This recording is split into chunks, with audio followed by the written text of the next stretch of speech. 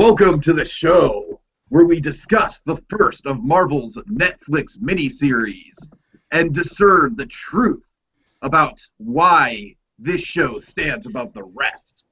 The elements of quality storytelling that other shows are blind to. But not this show. Join us as we start Discerning Daredevil. Yes, yes. And with us tonight, once again, is Super Academy writer and director Jacob Gulliver. Give him a hand. Hey, guys. Yeah. Glad to be here. Awesome, yeah. Yeah, we had a really good response to you coming on the first time, man, and we had a lot of fun, so I'm really glad you're here to recap the last two episodes of this awesome show for us. Yeah. So we are literally on the eve of Jessica Jones tonight.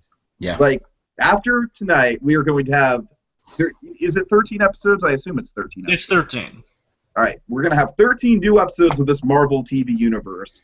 How do you guys feel? You guys stoked? Ready to do some binging? Tomorrow is my anniversary with my girlfriend, and we are going to, in addition to other things, we are going to start watching Jessica Jones together. That's awesome. I'm very excited. You're her Luke Cage. I don't know if I've got the builds. I think I got my Doctor Strange shirt on, though. It's my nerd claim to fame today. And I got the red light going for thematic purposes. Very appropriate. Yep. All right. And we've got the mighty eel strength back there returning once again. So we're ready to go. We've got the eel in us. Yeah. Woo! So let's get to our first segment. The plot. Okay, so let me round off the plot here for you, folks. So essentially, the episode centers around the aftermath of Wesley's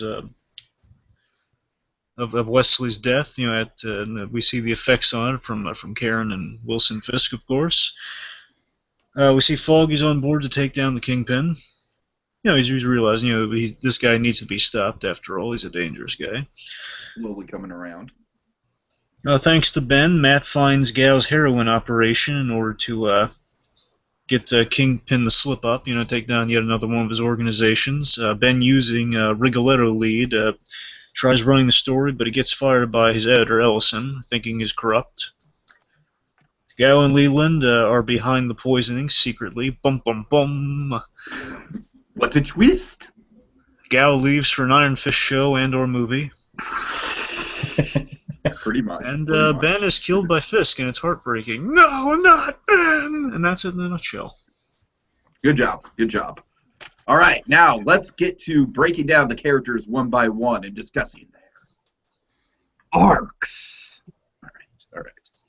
So as always, we'll start with Matt. So what's Matt going through this episode? So let's see. So Matt's still not on speaking terms with Foggy. Obviously, he wants forgiveness, but still, some harsh words were said and some points were made, and they're still kind of getting over that with each other. Right. Yeah. Yeah, because there's that scene like in the hallway, like this isn't awkward at all, you know, between Karen's. Oh God. Feels like they're divorced parents and Karen's the kid, you know. It's just like. In a way, the way they are, they brought her in, you know. Let's see. So Matt essentially comes to the realization that, you know, he can't do this. He can't do this alone by the end of the episode. You know, he's kind of breaks down. He's convincing himself he's gonna still be able to do this alone. Again, he's still on that path of growth of realizing he has to branch out, but it's kind of a slow progression. You know, he's like getting there. Like more so is like he's advancing his methods we saw last episode. This episode, just the Matt Murdock side of things, just seeing kind of Matt, just seeing if he can still keep his friends out and still keep keep those relationships alive. He's just slowly rebuilding them, and it's he sees great horror when he goes out there just to see what Gal's operation entails. Just so shocked to his core of like all this darkness, you know. It's really. I'm saying like he keeps getting sucked into the darkness, and it's like what Stick said. You know, he can't have both things, be a warrior and still have these connections, and just he lays this out to Karen, and it just kind of breaks him in the end. Almost not as much as in the kind of the breakdown with Foggy, with you know, the whole like, yeah, you don't know that awesome moment.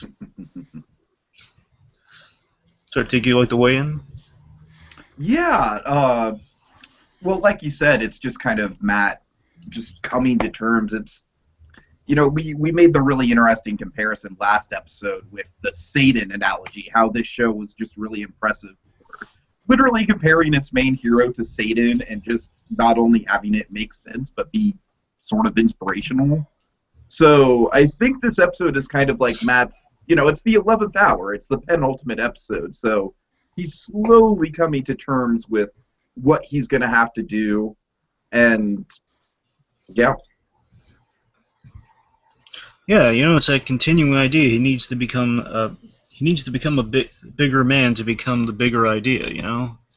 When that little hallway scene you got there, it's like he needs to be kind of the bigger one to say, I'm sorry, and just kind of lay it all out there at Foggy, and just like something more. In order to become the bigger idea, which of course is the fully fleshed out Daredevil we're going to meet soon. Oh yeah. And again, though, it's this idea of like that's what really makes Matt break down. Is like he can't just kind of keep these sides of himself divided. He has to let Karen in at some point. He has to have that safety net of human emotion there. That's why he can't just take in all that. I mean, he just sees another dark element of Hell's Kitchen. They never imagine blind people being blinded. People being blinded so they don't know anything about the organization. They've done this to themselves to serve a higher cause. Yeah, it's pretty real. I mean, that's just kind of the beauty of this show in a way. It's like the Marvel Cinematic Universe, when we think of it, is just really, saturated primary colors, a lot of blues, a lot of yellows. And then we get to this show, and it's still within the universe. It's still making references to the Avengers. I think it fits in with the MCU a lot better than Agents of S.H.I.E.L.D. does. At least from the limited things I've seen of Agents of S.H.I.E.L.D. Yeah, And, go ahead. I was going to say I agree. I think Agents of S.H.I.E.L.D. definitely has a much more, almost not necessarily low budget, but it feels like it's designed for a different audience than the MCU movies are. And I think the audience overlaps more with this in terms of the movies that we would see in a theater. That audience overlaps more with this than it would with Agents of S.H.I.E.L.D. There are the hardcore fans who will go and watch it for whichever character they're interested in or what references they'll get. I think that this ties in much more effectively because it feels like it has a bigger scale. Yeah, Agents of S.H.I.E.L.D., I keep in mind, I've literally only watched the pilot episode and then heard things from BlueDragonFive, but from what I hear of it, it's mostly just kind of like, okay, we're going to do this weird pseudo-science sort of thing with agents and everything, and we're just going to drop these little Marvel Easter eggs everywhere. But Daredevil fits in thematically. You know what I mean? Daredevil kind of the DNA of the MCU is in its core, and at the same time, what we're pointing out with Matt's arc right here is that we're seeing the seedy underbelly of it, and we're seeing that it's not all oh, Captain America, oh, don't use that language, oh, Tony Stark is so snarky. There's a really dark undercurrent to it, just like the real world, and I think that's what this show really brings out. Yeah. Let me play a little bit of that gal for you here. Let me just show you how twisted it sounds and awesome at the same time. All those people, you took their lives. No, they blinded themselves. Why would they do that? Because they have faith. In you. And your drugs. In something beyond the distractions of your world. You have taken that from them. Now, you have nothing. You're going to tell me about this? The bit that followed that was that awesome punch she gave him. This. Yeah, and then she just vanishes. It's very terrifying. Freaking crazy. I love Gal. Yeah. No, I mean that was super unexpected when I was watching it the first time. I was really kind of blown away. If this show wasn't an MCU show, it could not have gotten away with that without looking ridiculous. Yeah, that's a good point. This just that was such a cool moment, and I feel like that was the writers pushing the limits of what can I do, what can I get away with that's just gonna be awesome without getting too kooky and cheesy. And they nailed it. It was perfect. Just like launches them across the room. Yeah. And it's such a good build-up with her character, because it's like the first time you see her in the show, you're like, okay, this looks like a frail old woman on the outset, but we know there's something more to her. And then throughout the show, she just keeps getting more and more and more devious, and you see that Fisk himself is intimidated by her, and then it all kind of culminates in this one moment. It's amazing. Yeah. And the last thing to say on Matt here, again, as I mentioned, kind of when he reaches his breakdown, this moment particularly. I can't do this long.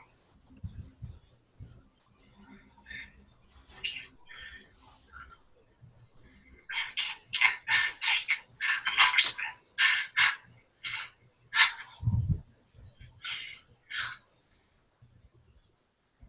You don't. First of all, in itself, is a lovely moment with Karen Page. Just like saying, you don't have to do this alone. You don't have to be alone.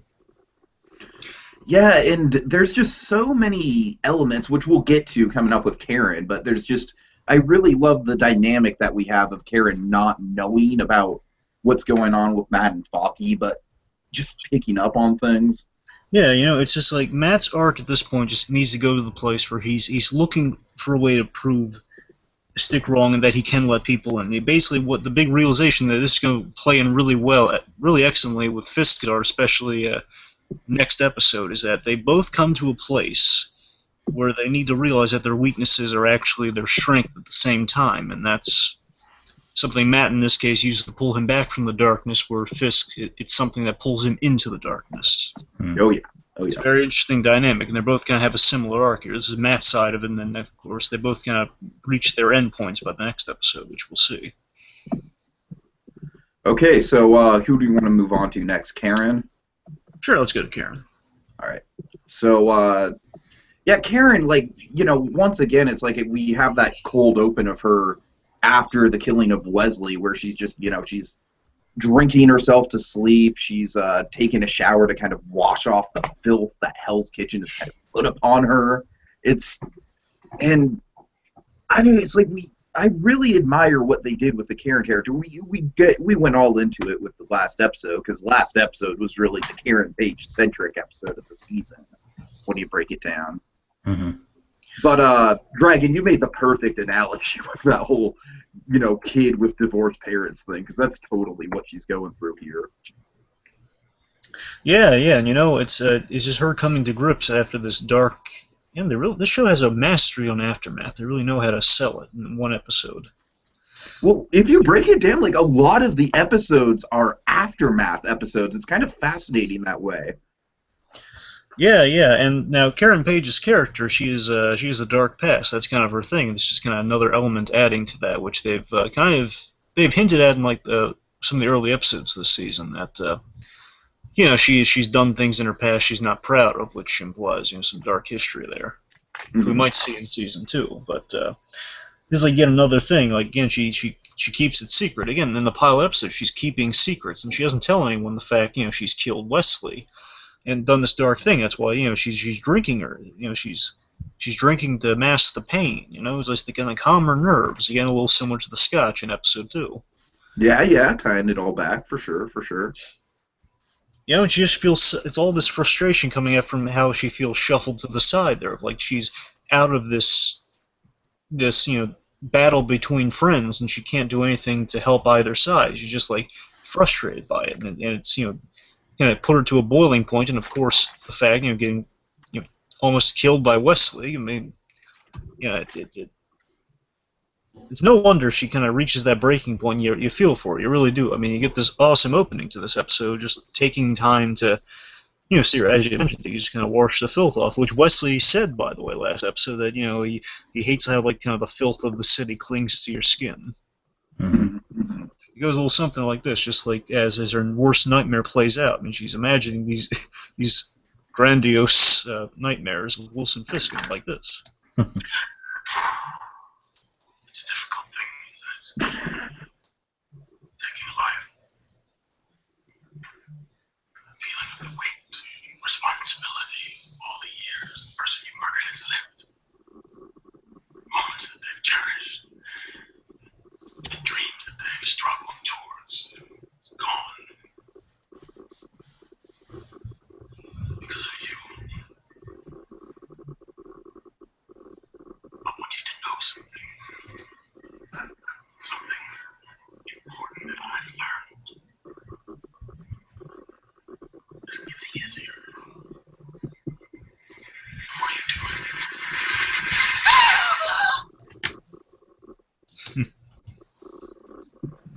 Such a good fake out for an opening, by the way.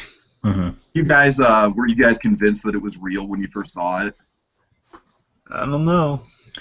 I mean, she'd been through a lot, so I was kind of half thinking. I didn't really expect it to be the foreshadow, because like that's exactly what happens at the end of the episode too. Oh yeah. I mean, Oh yeah. Even the cheer and everything. Yeah. So it's, I wasn't expecting it to be that closely linked with something else, certainly. But whenever you have a character alone and something appears, it's like, is it a dream? Okay, maybe not.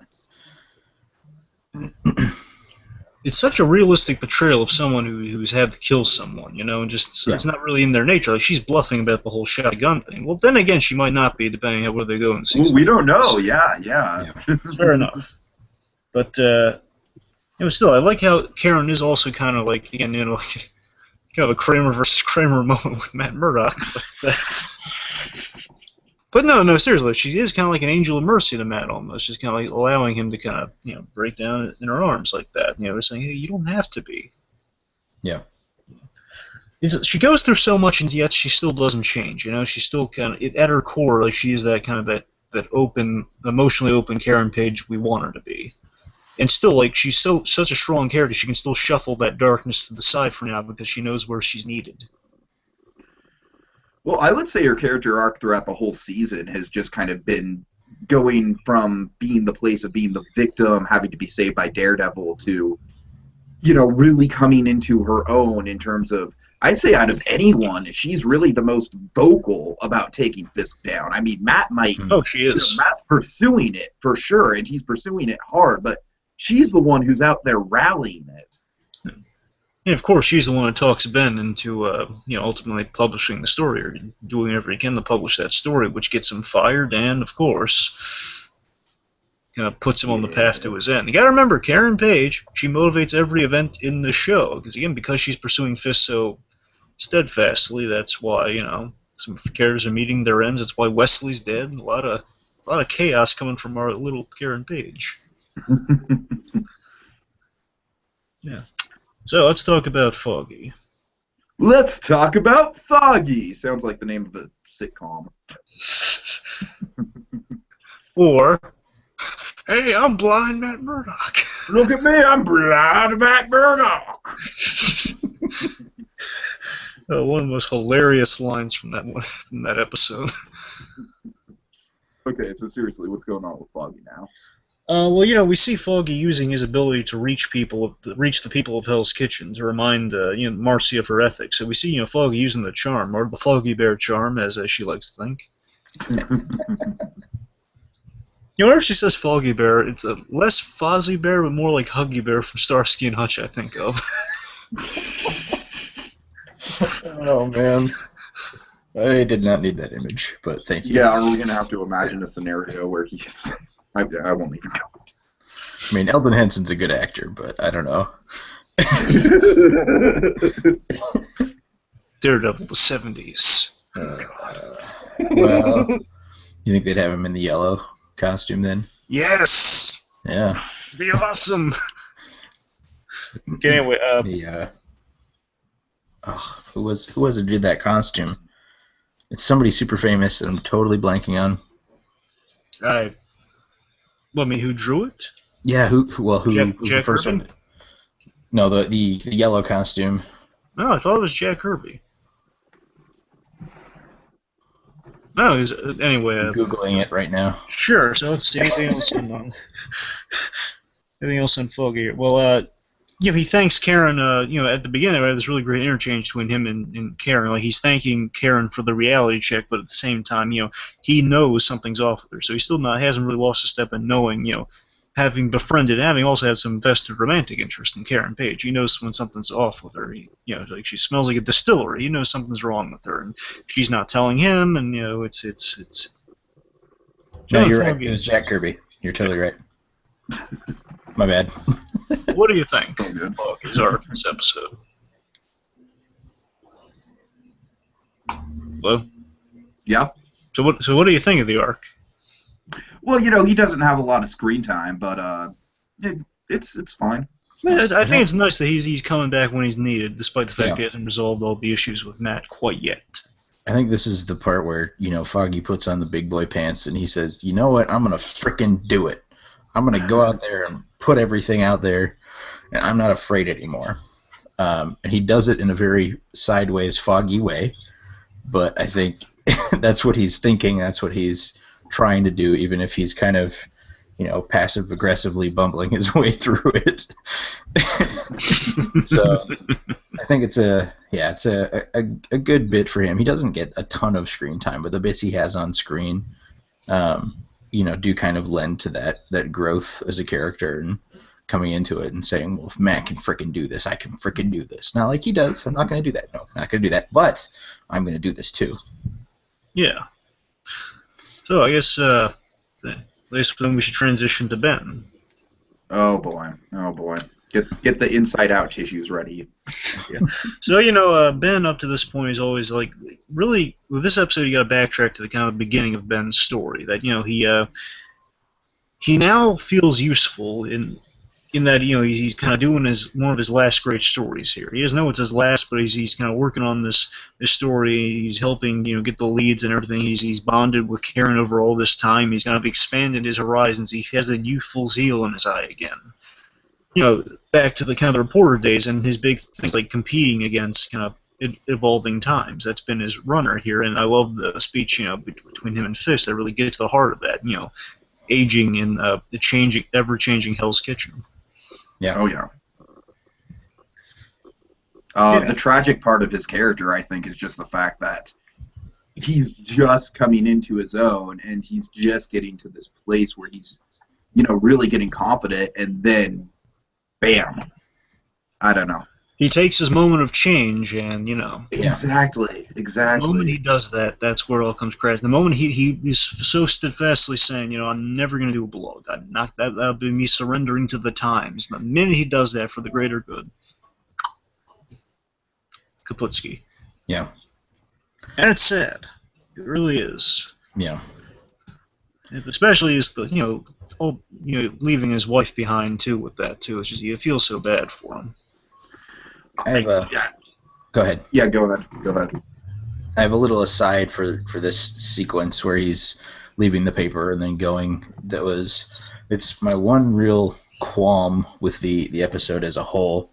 It's the editor. I think that the actor who plays Ben Urich just has incredible performances throughout, and you see all the subtlety, all the subtext in his words, in his face, and it's fantastic. And the editor has this amazing line about I heard my child play Brahms today, and the actor who portrays him, that's a great line. That's a really, really good line. The actor who portrays him is just kind of I heard my kid play Brahms today, and it's not like he doesn't care.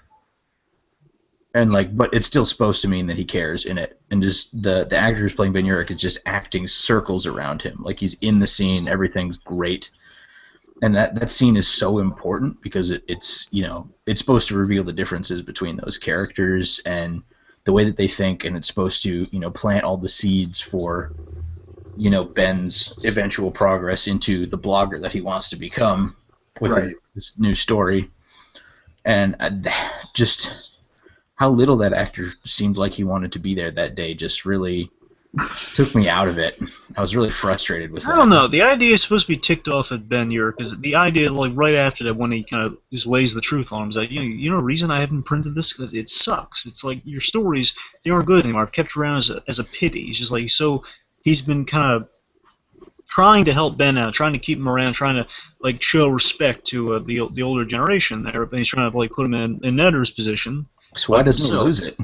If he's gonna, he says, I don't print them because they're shit or whatever he says, but he could just, I don't print these because they're shit, and throw it in his face or something he doesn't have the emotional weight that Ben Urich does in what he's saying. I don't feel that he nails that the way that he should, and maybe it's the actor, maybe it's the direction.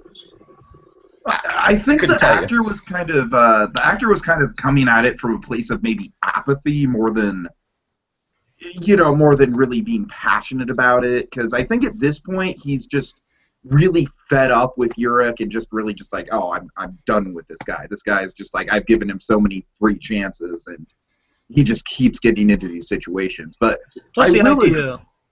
I will agree with you, Jacob, though, that I just like Urich definitely acts circles around Well, him. that's obvious. Yeah. And I've never really, that guy in general, that actor, I mean, he's fine. He does a fine role. I just don't think he's one of the best actors on the show. He's definitely not a highlight. I'm sure. I mean, am I sure? Yeah, I'm sure. I'm saying, yeah, sure. Yeah, you're right, yeah.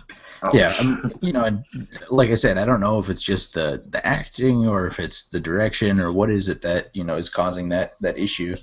But for me, it just really took me out of it because, I felt like that reaction could have been stronger. We're building to that point. That's the resolution point. That is the time to have your heavy emotions, and I just didn't see it. So it almost numbed the actual resolution a little bit for me. And that's not everybody may see that. It may just be me being nitpicky and film nut about it, but yeah, that was a little frustrating. You're the 1% off the 100% approval rating with that comment, mister. I mean, the rest of the episode's great. I love all the other scenes. I still think the character arc is successful. Yeah. That's my only little qualm I really had with the episode. That's fair. It's fair. It's subjective. Mark it down, Steven. 1 point for subjective. Mark it down. Okay, so let's see. So again, it's nice to see just kind of Ben just fed up with, they're not letting me do anything, or not letting me print any stories. Every time I come with a good story, he shoots me down. I think he thinks he's corrupt, which again was kind of a neat little thing that if he was in there would explain a lot, while he kind of adds dimension to that guy. Well, of course, we get revealed that he isn't exactly the paid off person within the staff. Yeah. But it's interesting, kind of adding some seeds of doubt of like maybe how high up is Fisk's power within this paper, because obviously he controls the press to some degree, and it's kind of adding more. That explains why Ben's fed up even more. Definitely feeds into Ben continually. Mm-hmm. That's actually something that I remember Kevin Smith bringing up on his podcast about this show, where he was talking all about how the paranoia in this show of how anyone could be working for Fisk and we just don't know. It really kind of adds to the suspense. Right. Oh, yeah. Okay, so, let's see. I guess we should get to the big man himself. Let's get to the big man. All right. So, obviously, his arc here is all about just kind of coming to terms with, like, people are sort of attacking him from all angles, and it's almost like his house of cards is kind of tumbling just a little bit, and he's trying to pick it all up. Yeah. That's not a reference to the show, I take it. Maybe just a little bit.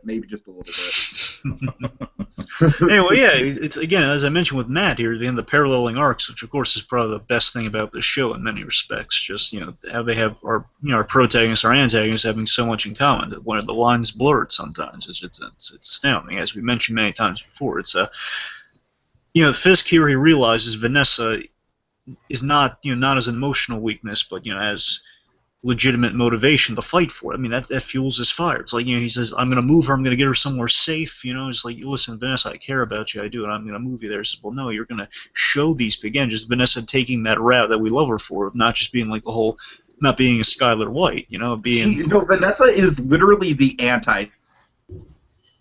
Yeah, in every meaning of the word, she's the anti-Skylar White. And what's so great about that too is that Vanessa, she's saying, look, you're going to show them that what are you going to do in response to this? I'll tell you what you're going to do. You're going to show him that you're going to show him why you don't mess with Vanessa. Why you don't mess with the Kingpin. Why you don't mess with Wilson Fisk, my man. You're going to show him why you don't mess with me. Yeah. He's basically inspiring him, like, you're going to take this turmoil you're feeling, not guilt. Turn that guilt into fire. Turn the brimstone. You're going to lay down upon these people, Right. Did we lose Tiki here? He'll be back. He does that sometimes. Oh, okay. Yeah. Anyway, let's just continue. So let's see. So What do you think on Fisk's arc? I think this is a very somber arc for him. I think that this is the point where he's sort of this is where he gets hit hard, and it's the aftermath of everything, hitting him as hard as he can, and he has that choice of, do I run from this or do I stand and fight it? And I think that as we'll see in the next episode, I think his rage gets the better of him. Oh, absolutely. Goes in the idea of his virtue is prudence and his vice is wrath. And, he almost makes it to prudence, but ends up in wrath. Yep. And also, there's this really poignant scene where he's dealing with his mother. Now, he obviously loves his mother, as we saw in episode 8, with the lengths he's willing to go to protect his mother. But, you see, again, D'Onofrio, he's acting the heck out of it here. He's just like, you see the regret on his face. So, he's still protecting her to this day, and it pains him to see her in this kind of senile state, almost. Just like, and he knows how to navigate it, like Karen did, which makes it even more painful. Twist the knife even further. Like, you have to know how to navigate her by, to get the answers you want. You have to pick up where the conversation left off. Mm-hmm. And it pains him so much, and that's what he's willing to do to get those answers too. Right. And so also of course, the death of Wesley, you're right, absolutely right. It is kind of the tragedy of Wilson Fisk kind of unfolds here most definitely, as it has been seeded before this point.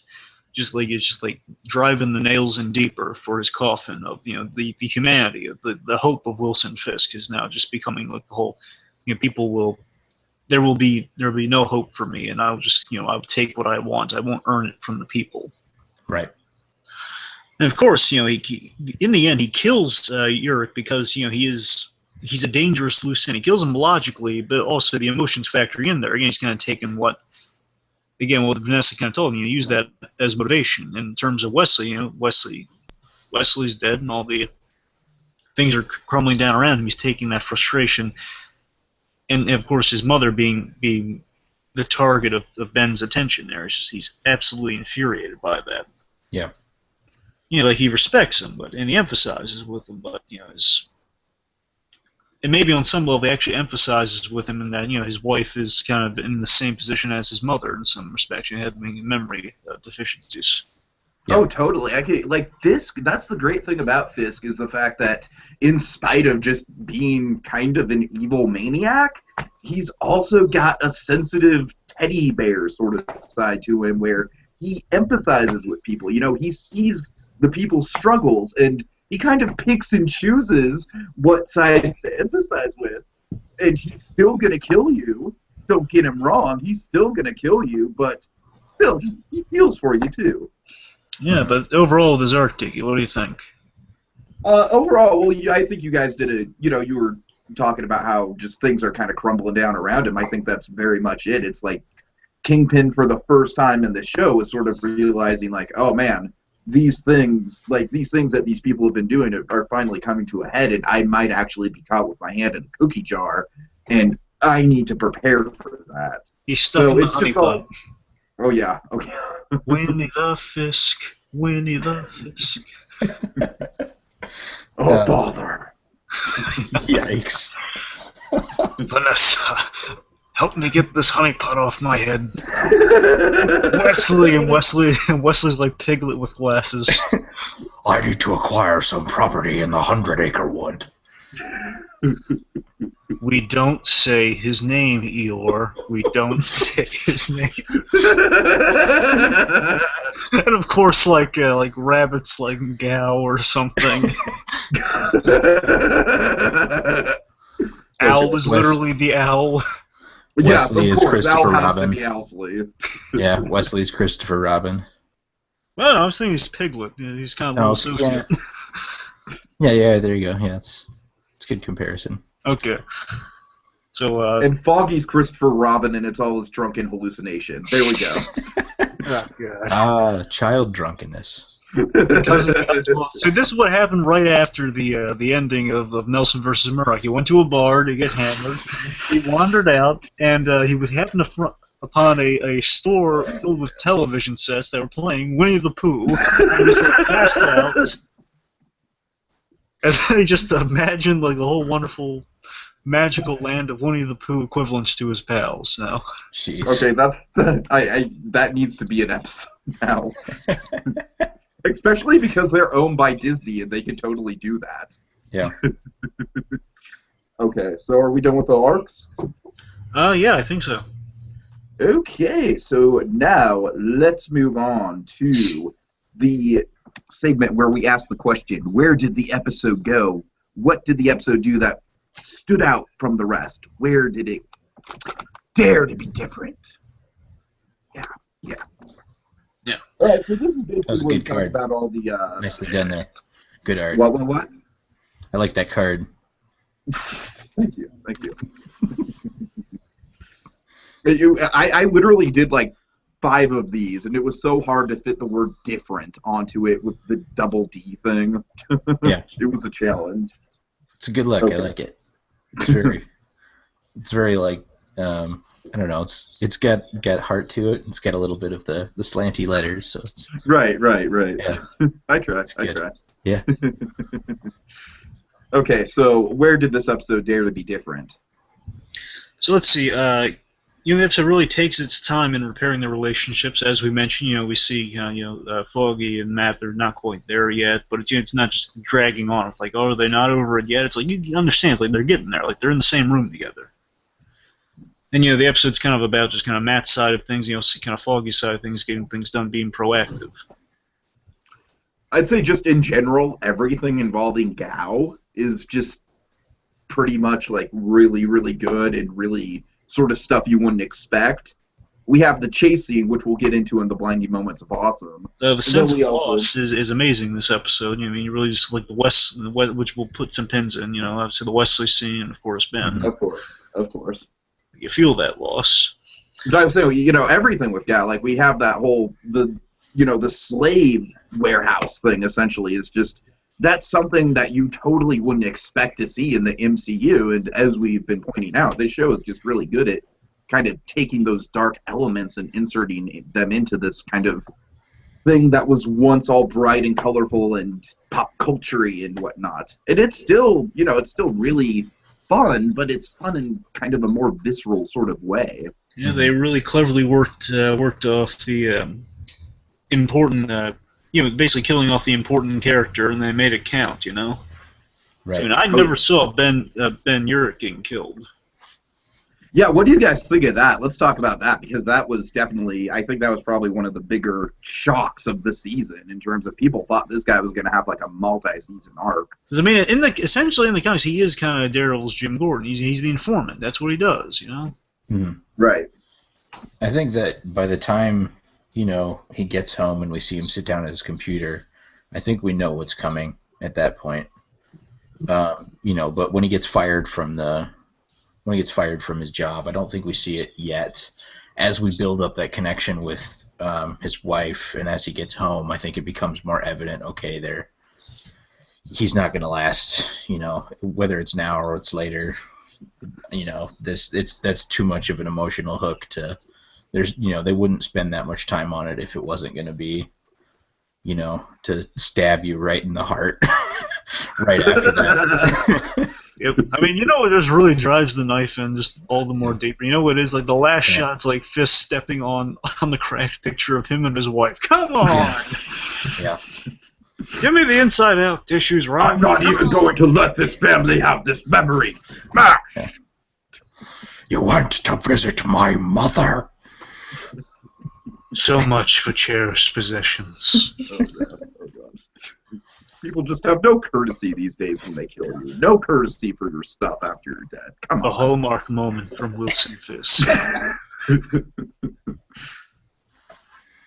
Okay, also, let's see anything particular. I love he's kind of working, we see Fisk and we see Matt too, as they're working at their goals while fractured emotionally and kind of fractured as a group, and they're still working towards it, especially Fisk. Yeah, definitely. That's really all I got. Pretty good. Yeah, I think that's all I got. Mostly this episode seems like it's a build. It's a slow build to set up the next episode. I mentioned before, Foggy has that thing where he starts turning it around, and we see a lot of that. But I think a lot of characters come to the realization that things aren't going to change unless they do something about it in this episode. And there's a lot of outside factors and inside factors from other characters or events that are happening that push them in that direction.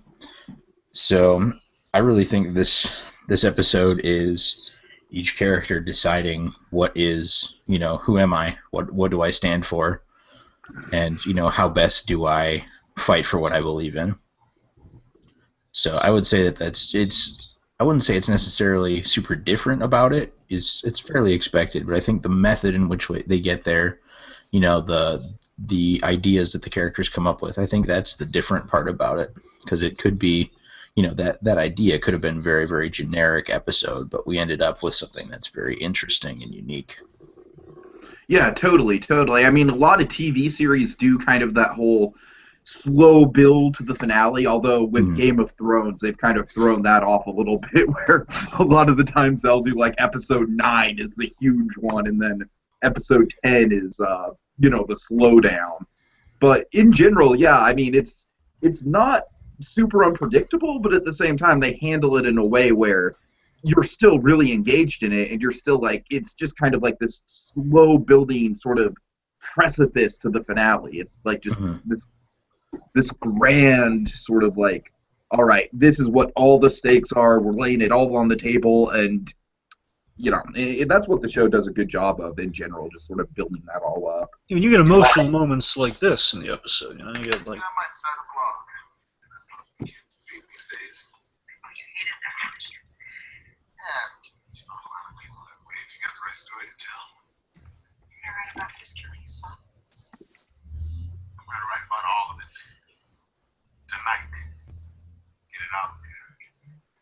This one's a silly.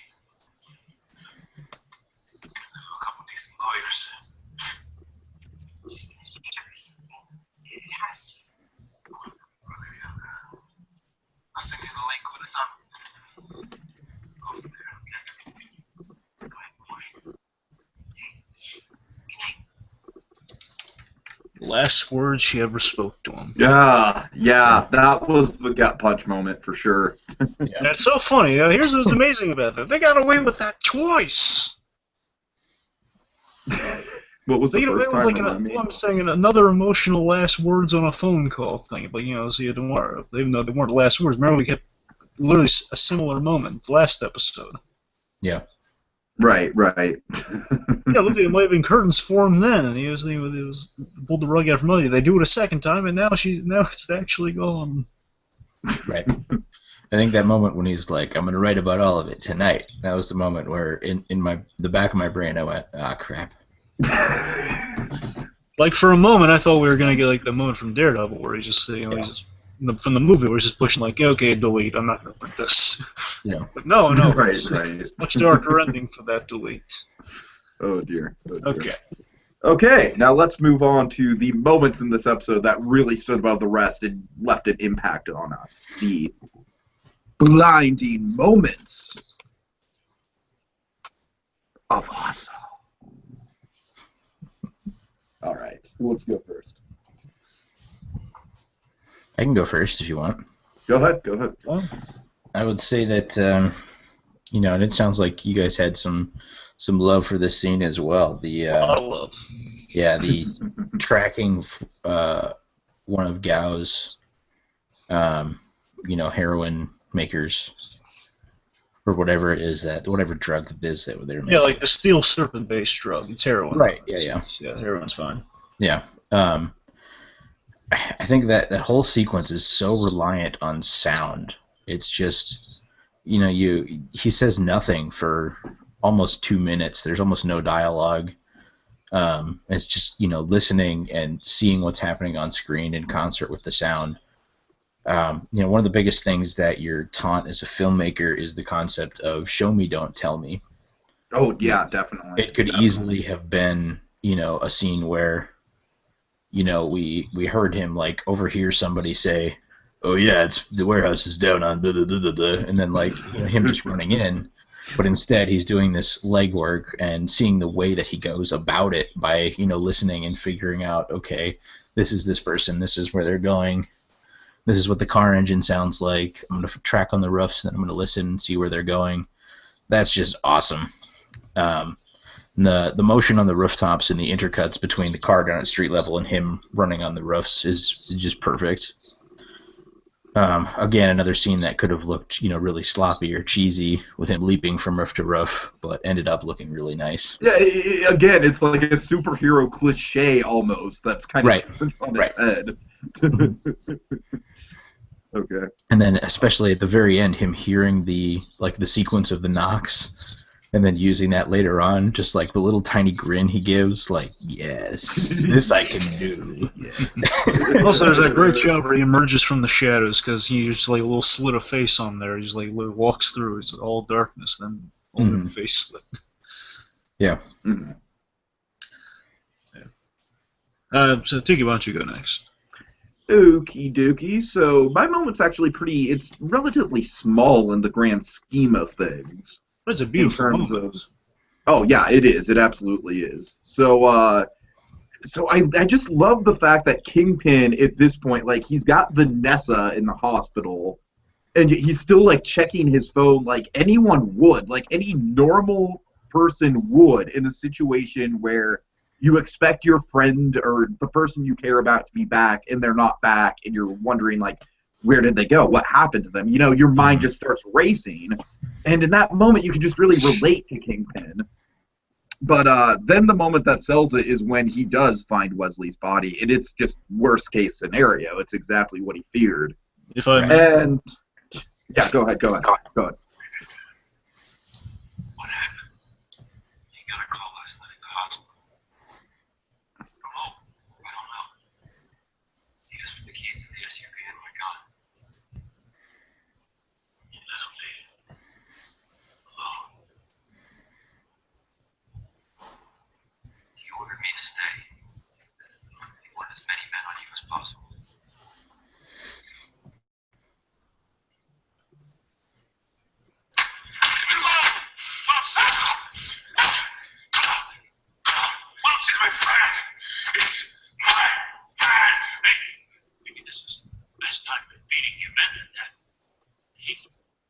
Was told. Like loyalty or something. A little bit of comedy in a dramatic scene too. Yeah. You have to tell a joke after something as brutal as that, or else you lose your audience. Because, I mean, if Leland's there, of course Leland's been our comedy force throughout this whole season. I mean, come on. Yeah. To tell you the truth, I'm kind of embarrassed by this, but I actually forgot that he died at the end of the season. So when I saw that again, it kind of hurt all over again. It was like, oh no, no. What do you think we were talking about his son? His death is very quick and very unceremonious. You know what I mean? He just gets thrown down an elevator shaft or whatever it is, and that's it. That's it. Yeah, but I mean, come on. Way to go. He actually got the, put up a little bit of a fight before the way down. He did, absolutely, and we'll get into that. But no, I absolutely love when he just breaks down, and poor Francis, man. I mean, this guy is just having such a bad night. Yeah. Give him a bonus after this. Come on, buy him dinner or something. Or pick out some wine. Oh, never mind. Oh God.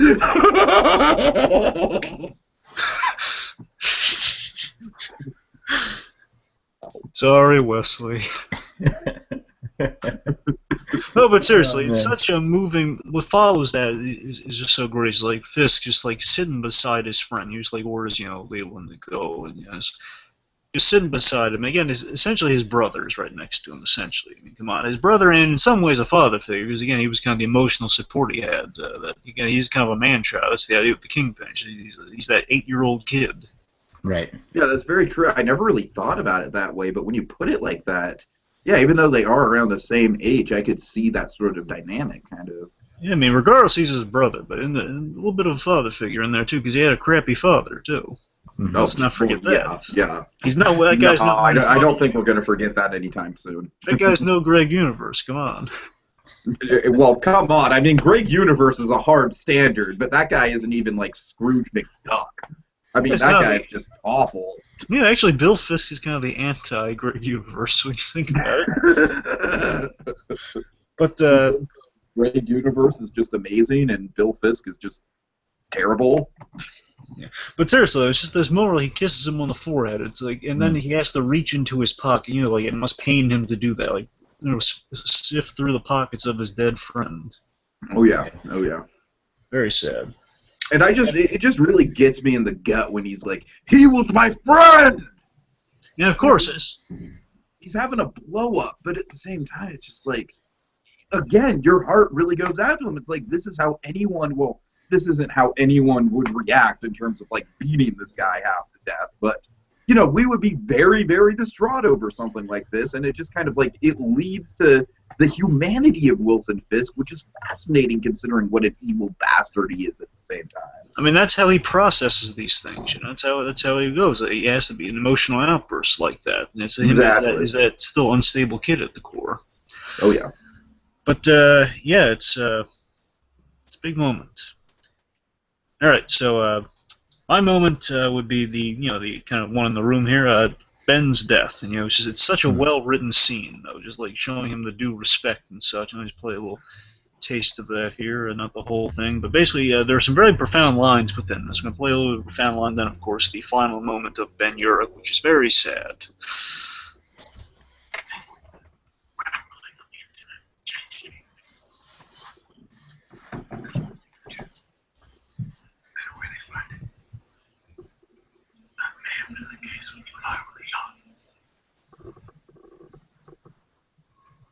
This world around us is preoccupied with celebrity weddings, videos of cats, complicated issues that matter. They take too much focus. You know how many times people threaten me, get me to keep my mouth shut. Like this is my mother that you brought into this mystery. My mother.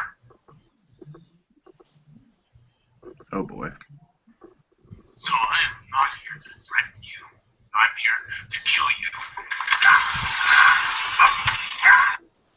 And for the emotionally fragile of us in the room, I'm not going to play the rest of that, so we don't break down in tears.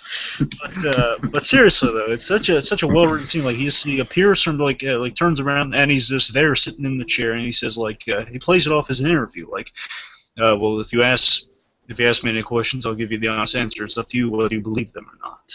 Mm-hmm. That sort of thing, and it's like Ben Urich, the interview opportunity of a lifetime, even though he knows. I think a part of Ben suspects this might be the end for him. A part of him does. Like, you know, he's got to like kind of put together the rationale. Like, well, this guy has to be here to kill me. Oh yeah, I think as soon as he sees him, that's got to be going through his mind, and I think he takes it on pretty, you know, very bravely, which is of course part of the, you know, just the admirable quality of him, and just what makes this such a tragic death is like. He willingly did this knowing that it was going to make him a target, knowing that publishing this online, and even just doing the act, but then, you know, just having it all come to a head. Yeah, and I think he almost, you know, stands up for himself with the knowledge that, you know, if Wilson Fisk really wants to, he's going to kill me.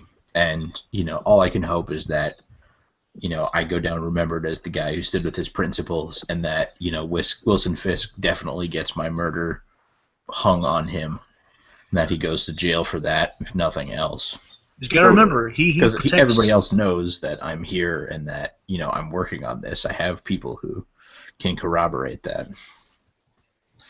Yeah, I mean, you have to remember, Ben's last action is he protects Karen. That's what he does, because he says, were you the only one that went to visit my mother? And he says, no, and what about Wesley? Ah. So, I mean, he knows someone else was there, but doesn't know it's Karen, which is an impressive secret to keep. Karen was never found out. Mm-hmm. But that's true. Yeah, and the other thing, though, I really love in the scene is like there was a moment there, Fisk just after he says he wants an interview with him, wants to tell him stuff. He wants to have a conversation. The first thing he opens with is that I want to first apologize, Mr. Urich. I thought you were irrelevant, and for that I am truly sorry. Just like him saying, I underestimated you. That was my big mistake. Again, he would say this to Karen if he was ever in a room with her, because again, that's what led to Wesley's downfall: underestimation of Karen Page. Oh yeah, absolutely. And again, it's such a sad thing to see Ben Urich go. And I was like hoping he was gonna throw something at Kingpin's head and get away somehow, but it didn't. Yeah. But again, it's a moment of awesome at the very least. I mean, he stood with his principles to the end, and he was protecting Karen. It's a beautiful thing. Totally. All right, now let's move on to the second to last segment here, the part of the show where we like to kind of connect the dots or the bumps on the braille. So what in this episode kind of tied back thematically with other things that have been established? And there's going to be a lot here, considering that it's the penultimate episode, and we're really all the thematic ties are kind of being woven up in a nice kind of pretty bow in a way. So first we got, of course, Ben Urich's kind of final story that paying absolutely off. The last great story Ben Urich has in him that finally paid off. That last story is worth getting killed over, it would seem. Urich's whole struggle with technology and about starting a blog and everything, that all came to pass here. Yep, the Zupa came back. His mother was saying, "Oh, they brought me Zupa every day." Yeah, remember Zupa being that chocolate treat they had, and also Vanessa. He was about to give the Vanessa before his date was really interrupted, and you embarrassed me in front of her. Oh God! All that went down. So again, Zupa very important in Kingpin's family. I did not realize that. Hey, that's Zupa. Don't underestimate the power of Zupa, Tiki. Come on. We have the continued symbolism of alcohol being sort of this thing to calm the nerves in the show, and sort of running through various characters, as we saw with Karen at the beginning. Oh yeah. Marcy was back in play. She is being the factor into the plot. And she actually, she's come around to her. They called back the fact, she was without a soul, and now she's finding her way back to having a soul. Mm-hmm. Mm-hmm. I liked the callbacks to how killing changes you and finding your inner darkness. We see that in Karen at the beginning of the episode, and we see Matt struggling with that as he goes to the the heroin facility. Mm-hmm. He doesn't know what to do because he can't really. He's knocked everybody out, and they're just standing there. He doesn't know how to handle that situation. He can just smash his way through everything, but it's well, crap. What do I do with this? Such a terrifying sequence that was too, by the way. Yeah. When Gao shouts and they all start swarming him, I was like, oh, no. I think that is probably the moment from this season that's the most a straight up horror movie. Yeah. The people who willingly blinded themselves to make heroin. I mean, come on, that's terrifying. Oh, yeah.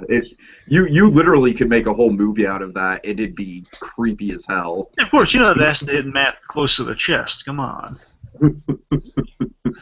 Plus, so another thing with that, again, those guys factored in, because remember, we've had them before on the season. We've seen her operation, how it works with the blind guys. They make the deliveries and get in the cabs and such. Mm-hmm. And, speaking of which, of course, we have some Iron Fist references, again, with the heroin operation, the Steel Serpent, some of Gao's lines about that, her mentioning the reason they blinded themselves was for a power beyond themselves, which I believe, and I could be wrong, I'm not a big Iron Fist guy, from what I've researched lightly into, is that the Steel Serpent is the symbol, it's on the heroin stuff, which basically they're all, I guess they worship the serpent, which, if Iron Fist kills whoever is the Iron Fist currently, if they kill the serpent, they get the powers. If they defeat it, they get the powers. That's essentially the thing surrounding that. I guess Gao was kind of playing off that merit. There's also the other line she has where she tells Leland she's leaving, and where are you going back, to China? And she says, I'm going somewhere a bit further. Right. That was basically I am going, as you said, I am going into a new series. And/or movie. And/or movie. Yeah. I have some thoughts about that, but maybe we'll save them for speculation at the end of the next episode. So any other Braille trailers we want to highlight here? None that I can think of. Yeah. Okay. All right, so let's get to the final segment of the show where we deliver our final opinions and thoughts about the episode, the Nelson and Murdoch verdict. How do you plead? I plead awesome. This episode was great. You got to change up your pleads, BlueDragonFive. You literally pleaded awesome to the last. Well, usually there's guilty or non-guilty, okay? I'm saying awesome or not awesome. But I don't think any episode of the show is not awesome. All right, fine. I plead. Well, I can't plead again. That's against the rules. Yeah. Okay. Well, as you heard before, I can't, say that this was a perfect episode because there's a few little bits that irked me. The editor being the chief of them. There's some CGI fire in the heroin facility that looked very fake to me, but again, that's nitpicky. And then, well, if they lit someone on fire with real fire, then it'd be impressive. Right, yeah. That didn't happen in this series ever. Well, I think that's probably what makes the CGI fire stand out more, is that we've literally seen like really good practical pyro effects. Yeah. And then let's just light blind people on fire, see where it goes. Just and then Ben Urich's death is just like, you killed off a guy. Like, I can't love you for a little bit. I mean, I know why they did it, but you know what I mean? It's that sense of emotion. So I wouldn't call it perfect, but I would say there's a lot of really strong aspects in this, and it's an episode that could have been a lot poorer than it was, given the style of episode that it was. So I give them good points. Okay, I thought it was very solid. Again, those emotional moments really hit home. It feels like a great penultimate episode to me. I think it's appropriate build. Like, they pulled out the stops for like getting you hyped up for the last one. I think it paid off well. Yeah. Mm-hmm. All right. Yeah, I definitely think. I agree that we had a string of just really, really good episodes. I think arguably the string of episodes 8 through 11 is probably the best run in terms of the show, in terms of like, bam, one after another is just super good. This is a little bit of a slowdown, so in that regard, I do hear you. It's like, it's not as super memorable as some of the other episodes, but at the same time, it's just it's a really good, it's a really good build, a really good penultimate episode building up everything. All right. Yeah. Okay, so I think that does it, right? Yes, indeedy. Okay. So with that in mind, join us next time. I'm trying to pull up the intro. I apologize. This is bad. My internet's being weird. You know what show people should be watching? Tiki? What show? Super Academy. That's another great show. Oh, yeah, absolutely. If you haven't watched it, you should. I mean, seriously, folks, you like Daredevil. I mean, you're also going to like Super Academy. We're a lot sillier than Daredevil is, but, it's if you like superheroes, you'll probably enjoy it. Yeah. Super Academy is a love letter to superheroes, for sure. Oh, yes. It's a ton of fun, folks. I mean, seriously, check it out if you haven't. You got Dark Up, you got Power Kid, you got a whole cast of colorfully wonderful characters. It's a good time all around. Speaking of, I was I got to see Max Savage, the actor who plays Fracture, the other day. My boy. Yeah, I ran into him briefly, and I told him about you guys, how you were super excited about seeing Fracture on screen, and she really liked his stuff, and he was very touched and very pleased. So he wanted me to say thank you to you guys, and just say hello. Cool. We really appreciate that. That's great. Thank you if he's listening, Max Savage. Thank you. You did such a great job playing Fracture. You really did. It's everything I could have expected it to be and loved it to be, and it was great. Max so I'm glad I kind of flubbed up that outro, because we got to pay respect to Super Academy there, so that kind of worked out. All right. So that's all for now, until our next daring installment of Discerning Daredevil. Excelsior! Enough said. R.I.P. Ben Urich. By the Bluefin, Murdoch!